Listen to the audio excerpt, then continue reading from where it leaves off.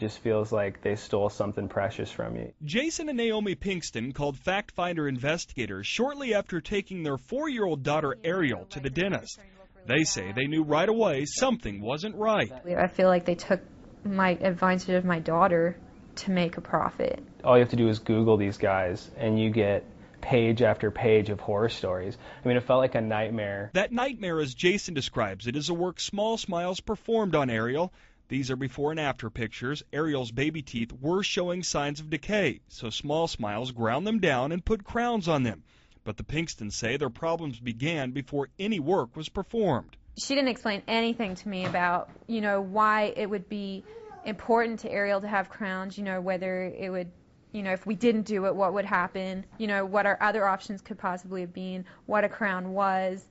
Absolutely nothing. We don't know if the work was necessary. It's too late to get a second opinion. Her teeth are gone. We can tell you 4 of Ariel's front teeth that were crowned by Small Smiles will have to be pulled.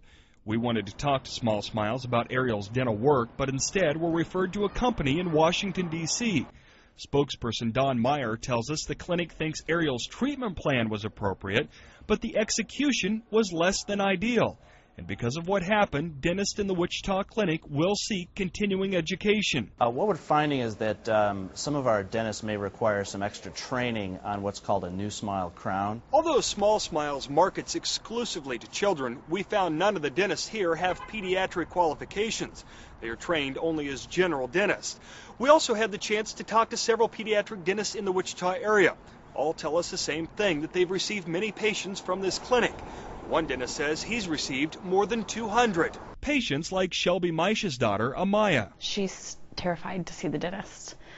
Still, every time we go, I have to really talk her into it, and she's scared to go in. Like the Pinkstons, Shelby doesn't feel her options were explained, and Small Smiles ended up pulling 6 of Amaya's teeth. No, they didn't tell me they were going to be pulling all those teeth. I was under the impression they were going to be putting crowns on the back teeth and just pulling the 2 in front.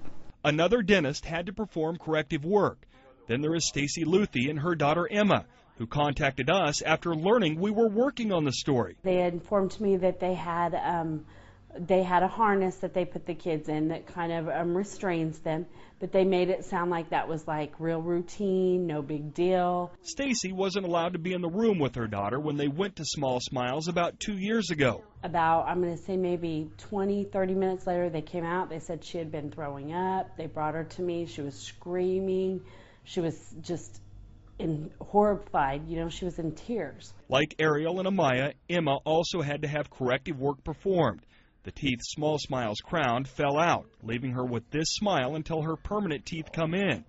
The parents say all 3 girls now have to be sedated to even visit the dentist. She'll never ever be unafraid of a dentist in her life again, which alone is horrible because it's such an important thing to do. It's like an auto repair shop. You go in and they try and add a couple things to your bill that, maybe could be done, but it's not crucial.